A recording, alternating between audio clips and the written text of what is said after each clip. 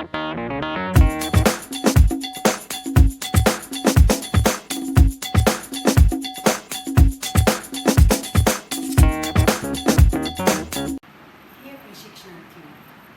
ये पूर्व में हमने अन्य विधियों का अध्ययन किया था।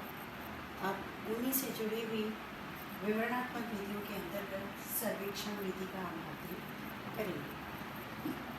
सर्वेक्षण विधि के अंतर्गत विस्तृत रूप से निश्चित उद्देश्यों की प्राप्ति के लिए किसी भी समस्या से संबंधित जो सामाजिक विषयों से जुड़ी हुई होती है, दहेज, लिंग भेद, आरक्षण, संपत्ति अधिकार आदि के संबंध में विद्यार्थियों के, लड़के लड़कियों के या समाज के लोगों के जो विचार और दृष्टिकोण है उन्हें जानने का प्रयास किया जाता है। और यह प्रयास एक रिप्रेजेंटेटिव सैंपल के आधार पर किया जाता है, प्रतिनिधि प्रतिदर्श चयन जिसे कहा जाता है।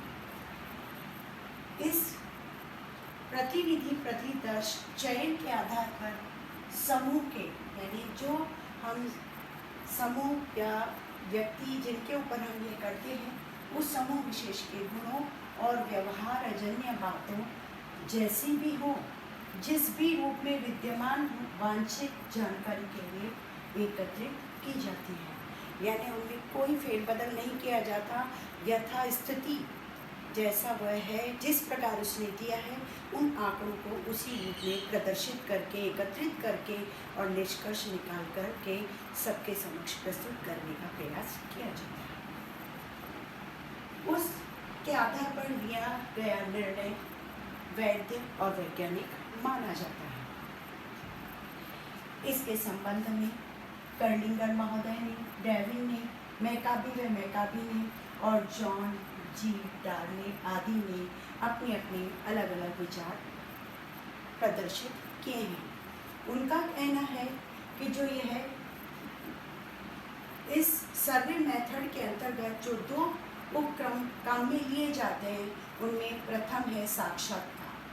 साक्षात्कार के अंतर्गत साक्षात्कारता और साक्षात्कार देने वाला, जिसे प्रत्यर्थी और प्रार्थी भी कहते हैं, इनसे आपस में वार्तालाप की जाती है। यह संवादोदित वार्तालाप या विचारों का आदान प्रदान उद्देश्यपूर्ण होता है, जो किसी भी सामाजिक विषयों और समस्याओं से जुड़ा हुआ होता है। इस उद्देश्यपूर्ण वार्तालाप के आधार पर ही व्यक्ति को सारे कार्य करवाए जाते हैं, उनकी जानकारी प्राप्त की जाती है और आंकड़े एकत्रित किए जाते हैं। साक्षात्कार का मतलब होता है कि साक्षात्कार यानी एक आकार जो सामने भी उपस्थित है और हम भी हैं, यानी दो व्यक्ति, दो समूह को, जिनकी संख्या दो भी हो सकती है और बहुत बड़ा समूह भी हो सकता है, उस समूह से आमने सामने किसी भी समस्या के संबंध में किया गया वार्तालाप जब किया जाता है तो वह उद्देश्यपूर्ण वार्तालाप ही साक्षात्कार कहलाता है। यह एक व्यवहारिक विधि है और समस्याओं के अध्ययन पर विचार विमर्श करती है। जो हमने अभी बात की है, इसमें दो या दो से अधिक व्यक्ति होना आवश्यक है। आप इसके जो प्रकार हैं वो ये हैं। पहला है निर्देशित, जिसे संरचित और व्यक्तिगत नाम से भी जाना जाता है। जैसा कि इसमें नाम में ही छुपा हुआ है कि डायरेक्टेड और संरचित, यानी समान रूप से, व्यवस्थित रूप से जिसका निर्माण किया गया है। इसके अंतर्गत जो कार्य किया जाता है वह लिखित और मौखिक दोनों रूपों में होता है। यानी जो वार्तालाप यानी विचारों का जो आदान प्रदान किया जाता है, वो जो उद्देश्यपूर्ण सामाजिक विषयों से जुड़ा हुआ होता है, वह दोनों रूप में किया जाता है और वांछित सूचनाओं का एकत्रीकरण किया जाता है। इसमें बात क्या होती है कि ये निर्देशित होता है और पूर्व से योजनाबद्ध होता है। यानी कौन सी विधि किस समस्या से संबंधित है, दहेज से है, लिंग भेद से है, आरक्षण से है, संपत्ति के अधिकार से है या अन्य अन्य समस्याओं से संबंधित है, उसके लिए कौन सी मनोवैज्ञानिक विधि का चयन करना है, कितना समय लगेगा, किस दिन इसको लेना है। प्रश्नों की भाषा पहले से ही निर्धारित की जाती है कि वह किस क्रम में होनी चाहिए, सरल होनी चाहिए, किस प्रकार की होनी चाहिए, और सभी को ध्यान में रखकर उसका प्रारूप निर्धारित किया हुआ होता है। सभी का क्रम भी एक ही होता है, लेकिन इसमें प्रार्थी की इच्छा होती है कि वह कौन से उत्तरों का चयन करता है। वह अपने भावनाओं और अनुभवों से भी प्रभावित होकर उत्तर दे सकता है। वह चाहे तो पूर्ण रूप से देता है, नहीं तो वह चाहे जिस पक्ष को छुपाकर भी उत्तर को अलग तरीके से प्रदर्शित कर सकता है। फिर है अनिर्देशित, केंद्रित और गहन, नॉन डायरेक्टेड, फोकस्ड और डेप्थ। इसके अंतर्गत यानी समयानुसार प्रार्थी पूर्ण रूप से स्वतंत्र होता है। समूह के सभी व्यक्ति शामिल होना अनिवार्य होता है। जहाँ पर हम बात कर रहे थे कि निर्देशित के अंतर्गत एक भी हो सकता है, दो भी हो सकते हैं, और भी हो सकते हैं, व्यक्तिगत रूप से किया जाता है और ये दोनों रूपों में होता है। लेकिन यहाँ पर यानी इसमें तो समय का विधि, समय, प्रश्नों की भाषा पहले से निर्धारित की जाती है, लेकिन यह समूह पर होता है, इसलिए समयानुसार, और यह फिक्स किया होता है कि सारे व्यक्ति जहाँ एकत्रित हों, इसलिए एक निर्धारित समय स्थान का भी चयन कर लिया जाता है, जिसके आधार पर यह कहा जाता है कि आप सारे संगठन को इस दिन वहाँ पर एकत्रित होना है। इससे संबंधित जो वार्तालाप किया जाएगा, समस्या से संबंधित जो मौखिक आदान प्रदान किया जाएगा, उसके आधार पर आंकड़ों का एकत्रीकरण किया जाता है। इसमें प्रार्थी पूर्ण रूप से स्वतंत्र होता है, वह किसी बंधन में बंधा हुआ नहीं होता। फिर है तृतीय, समाहारक, दूरभाष और इलेक्ट्रॉनिक। इसके अंतर्गत इन दोनों का मिला जुला रूप देखने को मिलता है, यानी व्यक्ति स्वतंत्र भी होता है, लिखित और मौखिक दोनों रूपों को अपना सकता है। उसके साथ साथ इसके अंतर्गत जो भी कार्य है उस संपूर्ण का अवलोकन करते हुए उसके संक्षेप में निष्कर्ष निकालने का प्रयास किया जाता है। इसके अलावा यह दूरभाष और इलेक्ट्रॉनिक पद्धतियों से जुड़ा हुआ होने के कारण इसमें टेली कॉम्प्रिहेंसिंग और कॉन्फ्रेंसिंग और ईमेल, कंप्यूटर द्वारा टेली कॉन्फ्रेंसिंग आदि पद्धतियों को भी काम में लिया जाता है।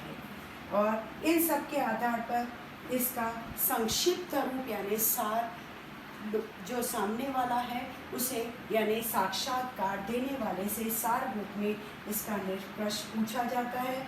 और अगर वह नहीं देता है, झिझकता है या आनाकानी करता है, तो उसके किए गए व्यवहार के आधार पर जो साक्षात्कार करता है वह स्वयं अपना निर्णय और सारांश प्रदर्शित कर देता है। अब इसी के यानी सर्वेक्षण विधि के दूसरे रूप प्रश्नावली के बारे में हम विचार करेंगे। प्रश्नावली संक्षिप्त प्रश्न सूची, जिसके अंतर्गत व्यक्ति, समूह दोनों चीज हो सकते हैं, एक व्यक्ति भी हो सकता है और एक समूह भी हो सकता है। प्राप्त उत्तरों का अध्ययन, वर्गीकरण, निष्कर्ष और निर्णय लिया जाता है। यानी व्यक्तियों और समूह के ऊपर जो किसी भी सामाजिक विषय से संबंधित समस्याओं का, वो अन्य प्रकार की भी हो सकती हैं, उनके ऊपर जो प्रश्नावली दी जाती है यानी उनसे प्राप्त होने वाले उत्तरों का अध्ययन सांख्यिकीय विधि के द्वारा उनका वर्गीकरण से संपूर्ण एकत्रित करने के पश्चात निष्कर्ष निकाला जाता है और निर्णय लिया जाता है कि जिस समूह और जिन व्यक्तियों पर यह टेस्ट डाला गया है, यह परीक्षण किया गया है, वे किन समस्याओं से ग्रस्त थे और उनके लिए कौन कौन से सुधार कार्य किए जा सकते हैं। प्रश्नावली से को पूर्ण करने के लिए जिन सर्वेक्षण प्रकारों को काम में लिया जाता है वो निम्न प्रकार के हैं: डाक सर्वेक्षण, समूह प्रशासनिक सर्वेक्षण और डोर टू डोर सर्वे। इसके अंतर्गत क्या होता है? डाक सर्वे के अंतर्गत डाक सर्वे के अंतर्गत यानी जितनी भी प्रश्नावली है, जिस भी समस्या से संबंधित है, उस एरियाज़ में उन सबको पोस्ट करके और जवाबी पत्र के साथ भेज दिया जाता है और साथ में ये लिख दिया जाता है कि इस नियत अवधि के अंतर्गत आपको ये उत्तर भेज देने हैं। उसके पश्चात समूह प्रशासनिक व्यवस्था के अंतर्गत एक समूह के ऊपर जो निश्चित स्थान आदि पर रहता है और उसका कार्यस्थल है, वहाँ जाकर के और उस समूह को एकत्रित किया जाता है और उस समूह पर या जो जिस समस्या से संबंधित पत्रक है उन प्रपत्रों को, उन फॉर्म्स को उन्हें दिया जाता है, समझाया जाता है कि इन्हें किस तरह से भरना है, कितनी अवधि में पूर्ण करना है, ये सारा निर्धारण करके उसके आधार पर वही अध्ययन का, उत्तरों से प्राप्त अध्ययन का वर्गीकरण, निष्कर्ष निकाल करके निर्णय लिया जाता है। डोर टू डोर सर्वे के अंतर्गत निवास स्थान और कार्य स्थलों का भी चयन किया जाता है और साथ ही साथ इसमें डाक और समूह प्रशासनिक सर्वेक्षण को भी शामिल किया जाता है। यानी जैसी व्यवस्था है उस आधार पर अगर आवश्यकता है तो पास पड़ोस में जाकर भी कर सकते हैं, घर घर जाकर भी कर सकते हैं और किसी कार्य क्षेत्र में भी जाकर कर सकते हैं।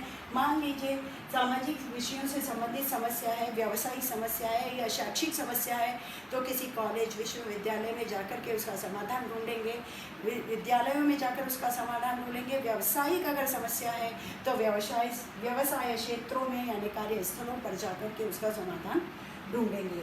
अतः इन दोनों स्थितियों में जहां हम नहीं जा सकते हैं, ऐसी स्थिति में उन स्थलों पर हम डाक और जहां पर हम बहुत बड़े ग्रुप को एक साथ एकत्रित करके और कॉन्फ्रेंस या सेमिनार की तरह एकत्रित करके और संपूर्ण समूह के साथ एक साथ वार्तालाप कर सकते हैं, तो वहाँ पर इस द्वितीय पद्धति यानी समूह प्रशासनिक व्यवस्था को भी अपनाया जाता है। नतीजन यह इसके आधार पर हम कह सकते हैं कि प्रश्नावली विधि अपने आप में अत्यंत महत्वपूर्ण है। इसके बहुत अधिक गुण हैं कि विस्तृत जनसंख्या पर एक साथ अध्ययन किया जा सकता है, बहुत कम खर्च लगता है, सूचनाएं जल्दी मिल जाती हैं और व्यक्ति के द्वारा स्वयं प्रशासित होता है, उस पर किसी का बंधन नहीं होता है। दोष इसमें यह है कि कुछ लोग इसका वापस नहीं लौटाते हैं और शिक्षित हों यह जरूरी नहीं है, क्योंकि इसका सभी भाषाओं में भी पत्रक बनाए जाते हैं या फॉर्म का निर्माण किया जाता है। धन्यवाद।